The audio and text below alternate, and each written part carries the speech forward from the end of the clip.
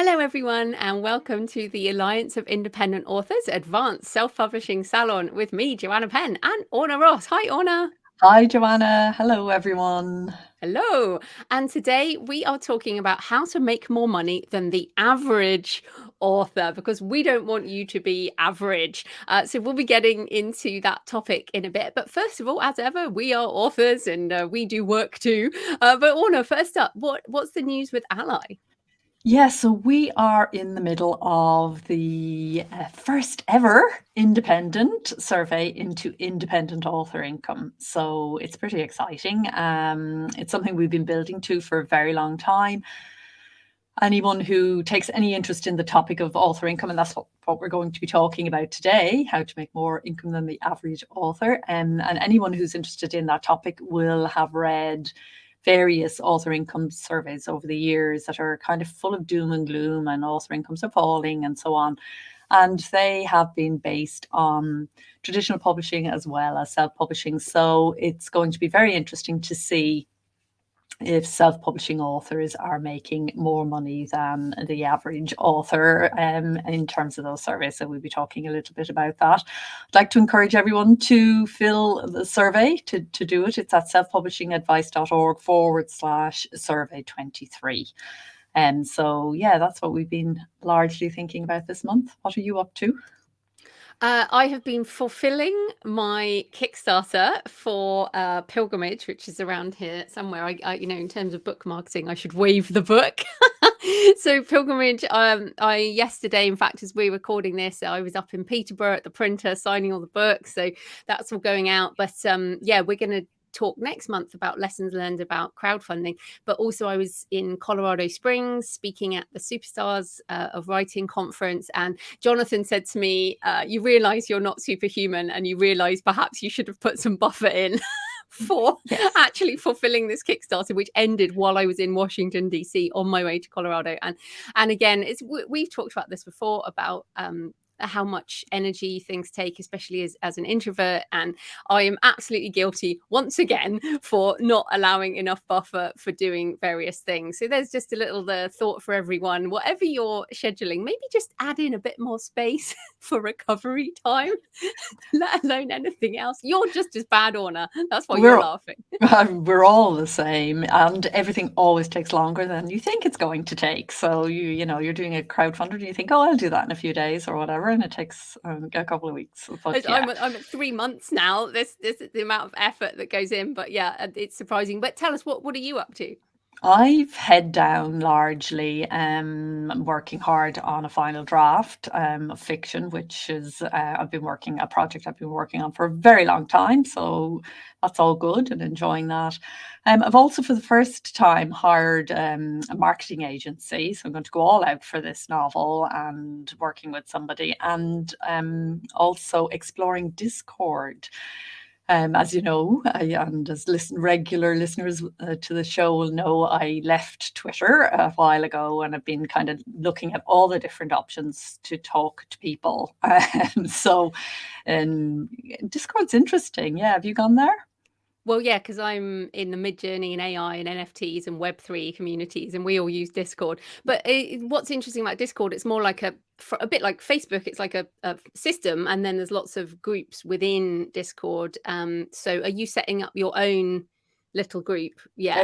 Exactly. I mean, what I like about it, compared to Facebook, is that you get to control who sees and hears what. It's not moderated in the same way that Facebook is. So, yeah, I just thought it was interesting. Of all the platforms I've looked at, and in the last while, I found it the most interesting. Yeah. So. So okay, and this is, I want to come back on the marketing agency. We will get into the topic, everyone, but marketing agency is one of those things that pretty much we would say 99% of independent authors should not be Yeah. engaging a marketing agency. So can you explain what you're asking them to do, what you're expecting, and why you've gone that route? Because that's not something I've ever done or have really considered.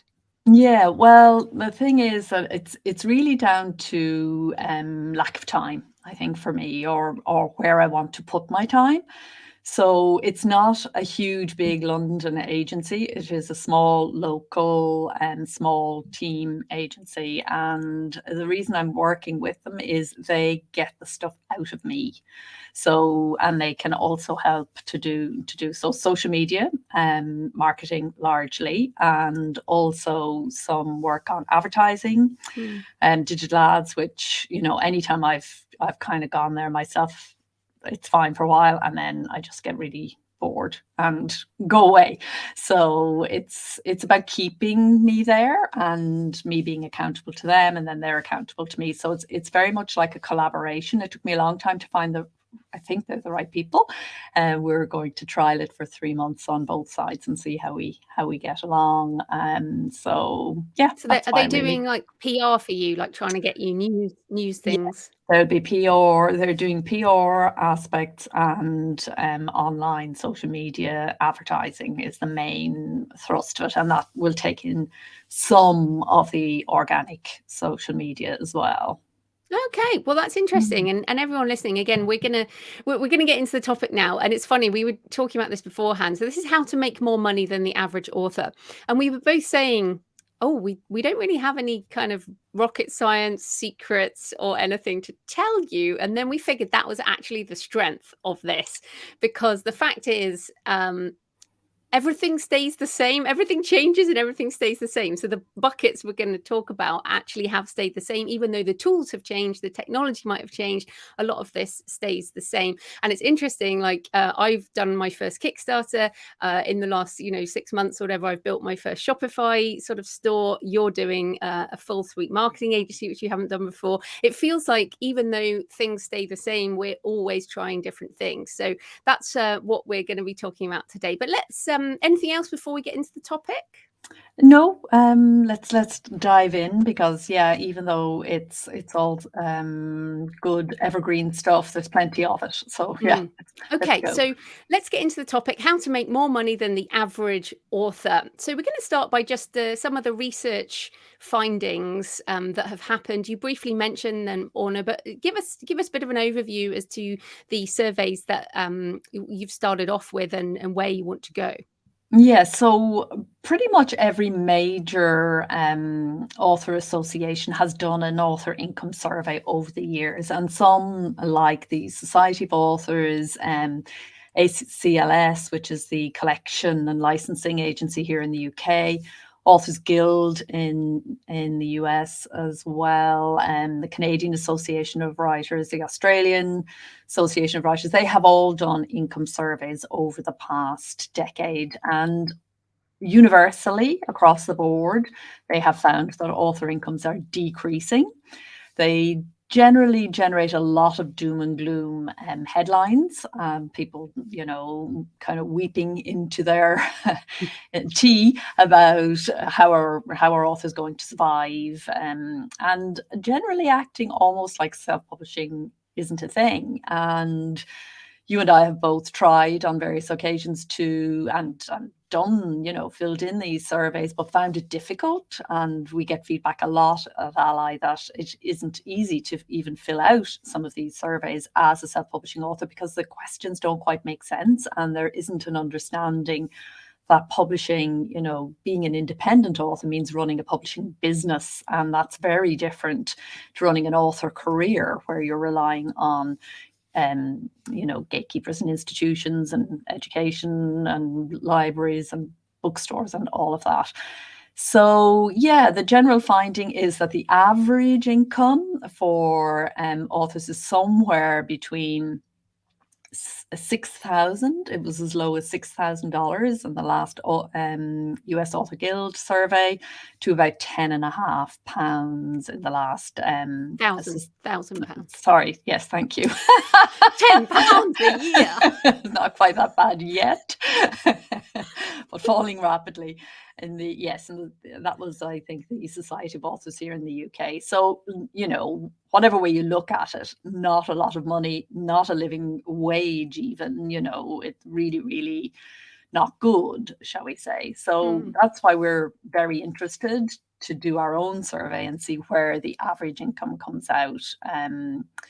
for self-publishing authors, and we have done the same thing in terms of we're only surveying writers who spend 50% of their working time on their writing and publishing activities. So we can compare kind of like with like. So yeah, we're really keen to see what sort of results we get there. Yeah, and I think it was very interesting because I've read these surveys and the reports that go with them, and I also think it's very interesting how disempowered the comments around them are. In that there's a lot of blame for publishers, and for sure there can be some blame involved, but there's no empowerment of this is how we change it. It's more like, oh, contract terms are bad, freelance writing rates are down, pay per word on short stories is down, and it's all like, oh, it's just all happening to us, and we're just the kind of victims of a Yes. system that is designed to punish authors in some way. And that, I guess, I don't and again, when I did those questions, I just don't put myself in that bracket, because I'm like, well, I'm empowered, I will make the changes I need to make because it's my business, it's my career, I'm going to sort it out. And I guess we should also mention the written word media, which is the indie author community. I mean, the people who read written word media are people interested in marketing.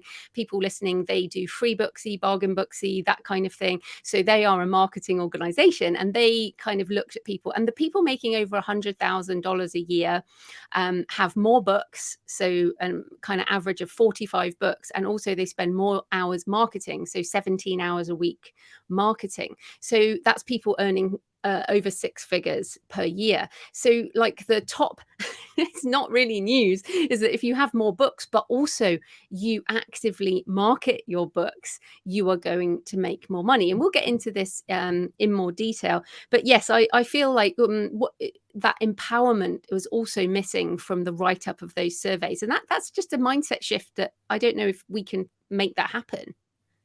No, I think it happens by doing. I think it happens when you start to self-publish, because in order to self-publish, you have to become proactive, and you also then begin to understand the challenges that publishing faces. I mean, publishing is not an easy business. It's a very volatile business for everybody, including even the biggest of corporate publishers.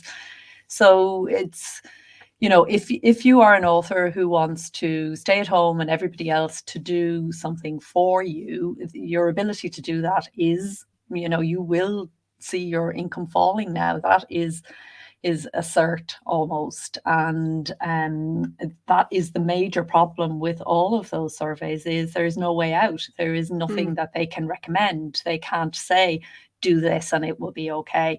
And that is the major difference with self-publishing, is that because it is business driven as opposed to a career always kind of relies on other people to advance you. And if advancement isn't happening, then they can't advance you. But a business, you're relying on yourself. And so that's why mindset is so important. Yes, so that is, we're going to talk about different levers you can press or pull, whichever metaphor you like. But the first lever is indeed mindset. And I remember this when I first got into, I got into kind of putting stuff out online before I really understood what self-publishing even was. But it's like I always wanted to leave my job. So I always knew I wanted to make a full-time living doing this thing. And so my mindset was always, I need to learn the money side. I need to understand how the income works, where the costs are. So from day one, I was always doing that. I set up a business from the beginning. I had a separate bank account, all of those things. And just so people know, I have a degree in theology.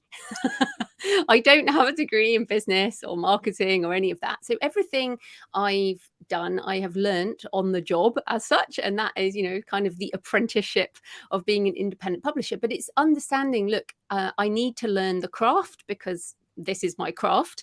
And then I need to learn the business because I actually want to make money. And I think what we find in general is if you meet people who are so about the craft, and the craft is amazing. And if you don't want to run a business, don't worry, just learn the craft and have a nice time. But if you actually want to make money, then you do have to learn this other skill. You have to put on your different hats. So that would be sort of the baseline mindset, I guess. Yeah, absolutely. And in a way, it's almost three crafts we have to learn: the writing, the craft of writing, the craft of publishing, and business craft as well. So there, Mm. it's like these three very different hats, which will pull on very different skills. And we can't be good at all of them. We'll get to that in a little while. But the main thing is to, if you want to make money, if you want to earn a living as an author, then you have to start there in a way. You have to think about profit and adopt a profit mindset and think about things like your publishing model, what kind of publisher you are, and your business model, how you're actually going to set up and sell, things like whether you're going to be exclusive or go wide or use a creator model or a rights licensing model. Whatever way you're going to go about it, you need to think about these things. I mean, we start off publishing a book, but the sooner we can begin to think about that with a profit mindset in place, the better. And that means an investment mindset as well. A lot of authors go into this business trying not to spend any money and spending a lot of time. And that's completely understandable. But there is also the option of investing money and investing less time and balancing those two out. Everybody will have a different situation depending on, their own life situation, their own work situation, and so on. But just thinking about things like investment, growth, and profit from the very beginning, I think is really important. Yeah, and in fact, it's even a fundamental attitude towards money. I think one of the kind of shocking things I found when I came into this in the more traditional publishing model is this sort of um, uh, the fact that people didn't even want to talk about it, that it was somehow dirty, and that if you talk about money, you're selling out, you're a hack, you're whatever. And it's like, okay, fair enough if that's what you think, but I would actually like to write good books and make good money. So that money mindset attitude, I think, is really important. Now, I've actually got a whole load of books on my site, thecreativepenn.com/money books. And I read everything that comes out, from law of attraction to fundamentals of investing and that kind of thing, because it is another area. And both of us believe in as energy around our business, and there's energy around money as to whether you attract it or you're pushing it away, like, oh no, that's somehow wrong. So if you're someone who feels like that's a side you don't want to deal with, well, why would you make any money? So I think that's important too. I'd also say that if you treat your business seriously, your author business seriously, then you need to do things like pay yourself a salary, even if it's just £50 or something a month, and then over time it grows and it grows, and then maybe you end up with a company structure and you pay dividends, but also paying your pension. So I definitely didn't do that for a good few years, but as soon as I could, I started. Well, I say as soon as I could. It was very small at the beginning, but putting money into pension, because if you work for a different company, they should be helping pay your pension, and we all need to invest in our future. So I think that's serious business owners pay themselves and they pay into their pension or superannuation. Yes. And they invest in their business. So, if you were starting up a different kind of business, like a cafe or something, you would have to invest a lot of money up front. We don't have to invest a huge amount of money up front, but we have to be careful that we don't undervalue our time and overvalue our own skills. So, yeah, really encourage people to think about investment from the start, and then also understanding that none of this is done overnight. Business development is kind of personal development. So as you reach a point of resistance or a challenge, problem, an issue in the business, that's an opportunity for growth, both in terms of the business growth, but in order to grow the business, you probably have to grow yourself and see why that resistance is there and what's going on with that. And are you being, are there contrary kind of intentions going on?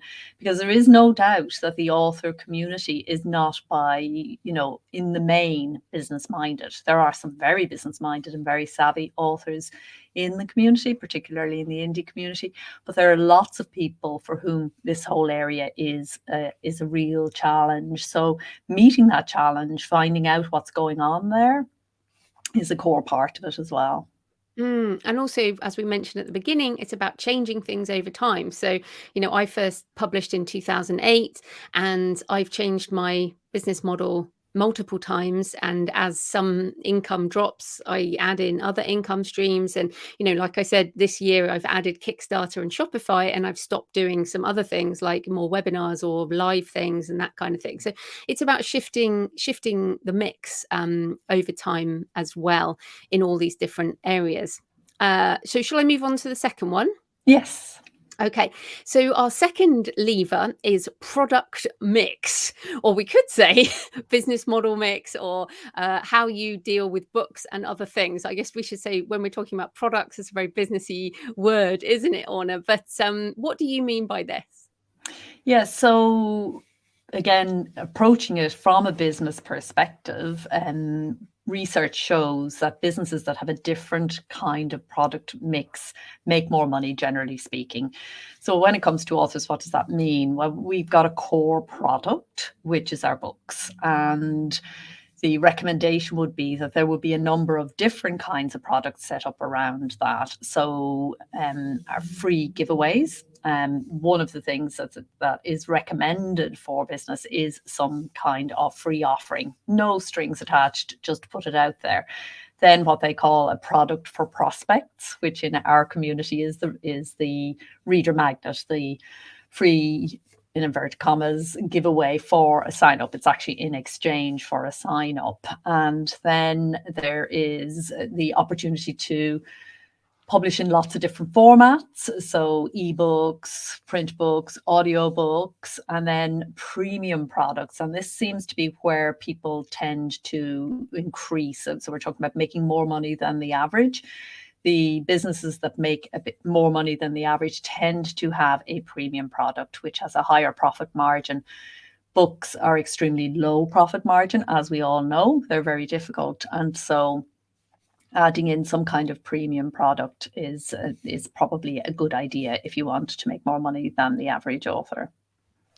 Yeah, and it's interesting doing this Kickstarter because this is one of the sort of positives of crowdfunding is that you can offer these more bundles. I mean, we do bundling as part of digital usually, but one of my top selling product as such for the Kickstarter was the hardback with the workbook and the sort of the ebook, the audiobook sort of all packaged in. But even just a hardback plus a workbook is more profit than just selling like an ebook, for example. So a premium product through things like a Kickstarter. So, and some people add on things like a pin, an enamel pin, or other things that are sort of value add, but you can make more profit on. And the whole idea is to make more income per customer than we can do when we use just an ebook on Amazon, for example. So we want to encourage people to think about you can use these different tools to help you do more premium products. I mean, the most famous one being Brandon Sanderson's first Kickstarter,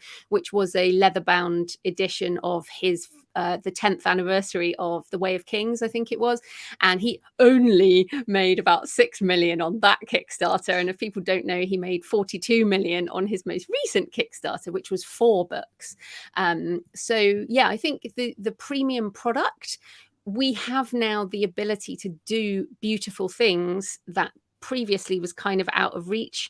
I know you've done crowdfunding with beautiful gold embossed for Secret Rose, and we can do these lovely products. That doesn't mean they have to be digital, for example, but there are other ways to add products, aren't there? Yeah, sure. So, courses, digital courses is a staple now in the author community of all kinds. Live events, paid events, affiliate marketing. There are lots of ways that we can repurpose content from our books and turn it into something else. And so again, we see that the authors who are making more money tend to do a lot of repurposing. They don't just put a book out and then. This very much depends on which model you're using, though, what your publishing model is. So, there is within the community, there is a very established books only model where you just write books and you just, and that's where we get the written word media, the 45 books kind of thing. but that works only in particular genre. It's not going to work in every genre. It works where you've got a lot of readers who are kind of consuming a lot of your product. If you're doing a more creator-based model, then that's where you bring in other things like courses and affiliate marketing and premium editions and so on. You might even add a service offering or productize a service, is another thing that people are talking about. So say if you like, well, teaching is an obvious one, you can turn that into courses. But if you're doing different kinds of services, where you can actually turn them into a digital product as well. Or if you love that whole thing of doing a service and you incorporate it into your business, that can be an alternative to doing a day job, for example. So there are lots of ways to think about your product mix in that business sense. Yes, but the fundamental is, and I know we've said it before if you're a regular listener, but you don't have a business if you just have one book. I mean, realistically, there might be some people who manage that, as in they turn it into a keynote, for example, where they get paid a full-time living to just go around doing keynotes. But usually you do need multiple products. Dean Wesley Smith talks about this with his sort of idea of a pie shop, the magic pie. You don't go into a pie shop or a bakery and there's only one thing. You want to see lots of things there, and then you might buy lots of things. And so that's kind of the same for us. So it's thinking about these, for example, doing a series, even if it's nonfiction or fiction, then people buy multiple books, and then you still have multiple streams of income there. So yes, if you these tips are sort of meant to help you make more money. So if you only have one book, or if you have one book and you don't really have any ideas for any more, then that's your action, is to go think about how you're going to have more products. So let's talk about the third lever. Just before we get to that, just one more thing on the product mix. I would say until you have your marketing well worked out, so and that probably will be on book 2 or book 3. Don't leap into doing big investments in repurposing and other premium products and things. So getting your marketing running right is kind of key. I see sometimes authors who are, they think another book, or a translation, or an audiobook, investing in these more expensive products it's best done when you have learned how to market the basic ebook. Yes. And in fact, maybe we'll change the lever metaphor to the sort of slider. Instead of an on-off lever, we'll have the slider, because all these things, yes, go up and down. And so, yeah, you want to move them all up a little way and keep moving them all up as you increase your skills. So our third slider is the testing and iteration, which is really around marketing and promotion. And we have made some assumptions here, which is you have understood the basics of metadata, book cover, professional book cover, editing, and then an email list, which we assume to be a basic of marketing these days, and then some way to reach people. And that is where things change. But there's also, I guess, more advanced marketing, which, and again, this changes all the time. Like you just mentioned Discord, which is a new way, or it's not that new, to be honest. No, a new way for authors. Yeah, the authors to start communicating, whereas say Facebook groups would have been the thing a few years back. But I guess advanced marketing is, like you've said, testing and iteration and making changes over time. But what are some of the other things you suggest? Yeah, so I think, some kind of system whereby you can test and see what's working and drop something quickly if it's not working and go with something that is working is important. And again, this is something you build over time.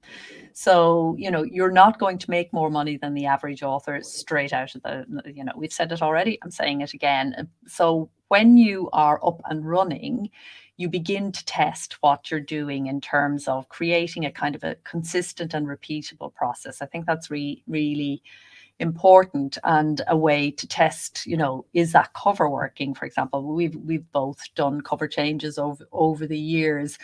You can do that in a very intuitive way, but if you can kind of test blurbs and advertising, it definitely, if you have that kind of mentality, it's very helpful. Again, A lot of authors don't tend to like to do things in that way, but you do need some sort of regular, consistent repeatables.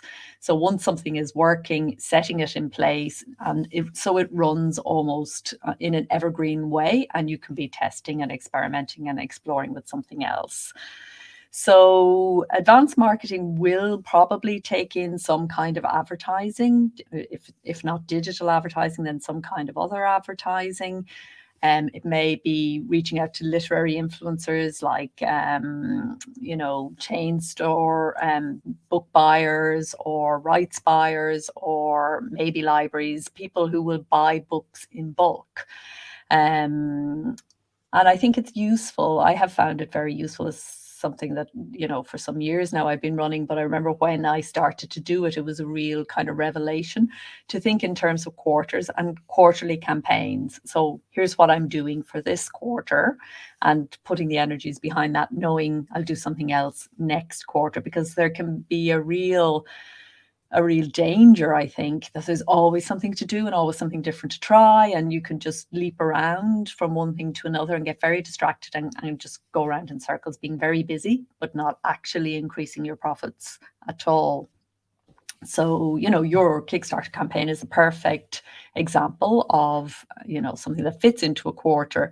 But you could set up a podcast tour, or, do a collaboration with another author in your genre, or some kind of hypey PR stunt. It could be anything. But giving it a go, seeing does it work, and then integrating it into your system. So, for example, I'm sure you'll do another crowdfunder now that you've done such a successful one. Yeah, for sure. Although I feel it's funny, and again, this is something where we differ on. I'm more like a project focused person, so I can't seem to think in quarters. I think in projects. So, for example, when I was like, right, I'm going to do Shopify, I'm going to set up Shopify, and it probably did take 3 months, so it probably was a quarter. But that was a project approach, and I mean, like you said, this Kickstarter has probably been a quarter. Probably a bit more than that, actually, but again, it's a kind of a project approach, and I sometimes call myself a binge writer, but I feel like it's a project approach, where, like, when I finished Pilgrimage and finished the project of Pilgrimage, then I will set it up for kind of the evergreen running. I'll set up the ads, set up the whatever, and then I'll move on to the next project, which will be the next novel. And I've kind of decided on that project. So people listening, like, it doesn't matter how you decide whether it is the time-based thing or the more project-based thing, but you have to decide somehow and then focus on that. And we've talked before about different kinds of energy, and like the finishing energy, a bit like a house renovation or any of these things, it always takes longer than you expect, and that last push to get everything over the end, and to kind of learn the last few things is really important. So, for example, with Shopify, people always say, oh, the tax is too difficult, I don't want to deal with the tax. And I felt like that too. But when you actually just spend the little bit of time you need to learn this element of e-commerce, then everything else, it's not as complicated as you thought it was. So I think that any of these processes, or however it works for you to think about, but we all have to create some kind of system that works, even if it's an intuitive system. Yes, it doesn't have to be, and I think authors fall into two types. Do you enjoy the measuring and like to see things, so measuring your productivity, how many words you've done or how many words you've edited, your platform, your reach, how many people are engaging with your stuff, your traffic, whatever it might be, in terms of measuring that gives some people great pleasure, and watching those numbers go up is a core part of how they keep themselves motivated, and also make sure that they're not just doing busy work, because it is very, very easy in publishing to be very busy but not making progress. And so you need to find, if that's not happening for you in an organic way, then you need to find a way that you can measure that and recognize the accomplishments and the milestones along the way, because a book is a very big project and takes a very long time for a lot of people. So you need some way to measure the milestones as you go, and see the progress. And obviously your bank balance, because we're talking about money today, is your measure of that. But what's going out as well as what's coming in, and measuring all of that too. Yeah, and I'm just aware that behind me on my wall, I have measure your life by what you create, which is, I do measure my every year. I do kind of all the books I've created, and I consider my podcast to be part of my body of work as well. But yeah, I mainly measure income and my profit and loss statement. But the other thing is, since we're talking about marketing, is it needs to be sustainable for the long term. And, I've talked before about how one of the reasons my Creative Penn podcast is successful is because I've been doing it since 2009. And, no one can catch me in terms of how many episodes I've done and how many years I've been doing it, essentially. And because it works for me. Now, when TikTok came along, there's lots of people doing amazing things on TikTok. I have no problem with that. But for me, it was never going to be a good fit. So I just did not do it. And we talked about this before Christmas, I think. So you've got to try new things, but equally you have to know, and I think this comes with confidence over time, you have to know what will suit you, what will suit your book. So both of us still do Instagram, right? We both put stuff on Instagram. I put pictures there. You often put poetry there. And and I'm still on Twitter and you're not on Twitter. So that's a change for you, not for me. So there's things we can change over time, but it has to work for us for the long term, because like you said, if you're not consistent and showing up time after time, then people don't even have time to find you. And you've told me before, by the time you're bored with your whatever you're doing, some people are only just discovering you exist. Absolutely. I think that's just a thing, with a book or any aspect of our work. And there have to be things that we just love to do and keep on doing. And you have to think carefully before you take a new thing in. And if you're taking something new in, you're probably likely going to have to let something go. And somebody said a measure of how successful your business is when you're letting go things that you're good at and love. That's a sign that you're really, that things are going very well. So, yeah. Yeah. Okay. So our fourth slider or lever is tools and team, and I guess that's outsourcing. And for me, I still have people I work with, but over the years, I have also found tools. So, for example, in the last 6 months, I found Hindenburg for audiobook mastering. Now, I do record my own audiobooks myself, my own books myself. So, I used to have to pay someone to master them, but now I can use Hindenburg, and it was, I don't know, $150 or something. So that's saving me a lot of money, and it literally is just kind of a one-click output, and it does it the right format. So that's one example. Buffer for social media scheduling, I've used that for years, and that saves me time. I do outsource my Amazon ads for nonfiction. I have someone who helps me with my podcast. So I kind of do both, but I want to encourage people to think of, is there a tool that I could use before I hire someone? Because sometimes you might spend too much money, or you might just get the wrong person. And so there's kind of pros and cons with hiring. But what about you, Orna? Yeah, exactly. I think, and as tools get better, we've seen over the last 10 years, tools coming in for things that we would have thought we would have to hire other people for. So, and ChatGPT now can be used to do your ads and your copy and give you first drafts for your book descriptions and so on. So AI is increasing the number of tools that we can take into our businesses that can do things for us that maybe we would have outsourced before, maybe we would have completely relied on ourselves. So yeah, I think and take a look at the tools and the tech, but I do think it's also really important to think about team. And somebody said to me the other day, I don't have a team, and I've no interest in having a team. And I was just saying, well, do you have an editor? Yes, they had an editor. Do you have design? Yes, they had a designer. Yes, they had an assistant. And so they didn't think of these as a team because it isn't in the conventional sense. But no book is made by one person. No good book, it is a team effort, and self-publishing is not about doing everything yourself. So I think it's really important, to recognize your own strengths and then to hire out your weaknesses. Either get a tool that does it for you, but I mean, there's no way with all the tools in the world I will ever master an audiobook. Right, just not going to happen. So, I know that about me.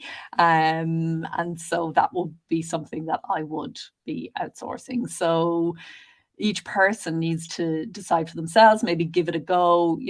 There are a lot of authors making their own covers, for example, still. Is really that the best use of your time, making your own ads? It may or may not be. I'm not saying there's a right answer to this, but it is definitely a question you should be asking yourself. And particularly if you're not making as much money as you feel your books should be making, and you have a few books under your belt and things aren't going as well as you would like them to be going, a really cold, hard look at what you're doing, how you're doing it, and whether you are the best person to be doing everything that you are doing. I would say the more you can focus on the essentials and the things that you're really, really good at, and generally that means things you love to do, and the more you can get other people to help you with things that you're not good at and things that you don't love to do, the quicker you will see a profit. So yeah, it's important, of course. Hiring anybody to help is challenging and takes time to onboard an assistant, and it's always something you should trial and do in an exploratory way at first. But yeah, there is a guide to hiring assistants on the Self-Publishing Advice blog, and we'll include the link to that in the show notes. Yeah, and then the final one, the fifth lever or slider, is knowing if you want to scale and then how to scale. Whether that's, for example, for me, I'm always interested in scaling my income, but I don't want to scale my staff. I'm the only employee in my business. There are some authors now, Michael ALLi would be an example, who have very a much bigger business, and I don't identify with wanting to run a big empire like that. As much as I respect it, I want to be an individual author making really good money and working with freelancers and that kind of thing. But I am very interested in, for example, more licensing, reusing my content in different ways. Investment, I'm very interested in investments in other kinds of assets, that kind of thing. And these special projects like a Kickstarter, I do have a plan for a much bigger one that will bring in sort of bigger chunks of money. So, but that you mentioned cold, hard look. And I think this is really hard, but you have to almost put your other hat on, which is the strategic business manager or the CEO, and take yourself out for a coffee and your journal and really think about what you actually want, and look at your business and try and be less emotional about the product, which is the book. And we know it's hard because we're just as emotional about our books. But if you want to make more money, you do have to think this way. So anything else on this final scaling option, Orna? Yeah, I think we all need to, if you take scaling as growth, as another word for growth, then that continuous improvement that will continue the growth. So I mentioned at the beginning, business development being personal development, that doesn't stop. So the next creative challenge is always going to feel a little bit uncomfortable, feel a little bit like resistance, maybe even full on block. And so there's a quote from Alison Maslin, who wrote the book Scale or Fail. And she said, if you want to expand your business by 50%, you must grow personally by at least 60% to be able to attain that station, carry the weight, and have the emotional, physical, and intellectual reserves to lead. So, if you do want to keep growing your income, then you will come up against these challenges. And it's that back to the mindset thing that we spoke about at the beginning. A mindset of continuous growth and continuous improvement keeps you growing and keeps you creative. And you spoke about the emotional attachment to the writing. all of this is about strengthening your ability, in the publishing side. So growing, and then that feeds back into your writing so that the next book you produce, you're carrying all that information and knowledge about your reader and about your projects and how you will be marketing and what you're going to be thinking about for your next campaign, your next project, your next quarter, whatever it might be. And after a while, there comes a time where it all clicks and you get this kind of nice integrated system where the publishing feeds the writing and the writing feeds the publishing. So then it's possibly time to think about going full time. And I would say go full time as soon as you possibly can, because when you can give it your full attention, then you really do see a difference. So if you're thinking about that, I would say be brave, take the leap if you can, but obviously don't do anything dangerous if you have a family to feed. Yes, it took me 5 years to go full time from deciding to doing it. Absolutely. So yeah, we've talked about that before, but we're out of time today. So just a reminder to if you spend more than 50% of your work writing and self-publishing, please fill in the survey, selfpublishingadvice.org/survey23 for the author income survey, and you will feed back on the results from that, Orna, won't you, at some point? Yes, definitely. We'll be launching the results at the London Book Fair, but obviously we'll be feeding back to everybody who helps us and our members in particular. So yeah, we tested this survey. It only takes 5 minutes, and it really will help us to see what's happening in the self-publishing sector. So please do take the 5 minutes, the literal 5 minutes that it will take. It will be really helpful to us. And thank you in advance for that. Yes, so selfpublishingadvice.org/survey23. Next month, we will be talking about crowdfunding, special editions, lessons learned, tips. Orna did hers, almost a decade ago now. You were in the early days of crowdfunding. I have only just done my first one, and we'll talk about, when is it a good idea, when to wait, tips and things from that. So that will be at the end of March. In the meantime, Orna, anything else? No, that's it. Do the survey. Oh, actually, one more thing. Yes, members, if you are coming to the London Book Fair, and we'd love to see you there. We'll be doing lots of education sessions. We won't have a stand this year, but we still have our discount and free tickets for members. So check out your newsletter for that. It'll be going out later today. Fantastic. Well, happy writing. And happy publishing, everyone. Bye-bye. Bye.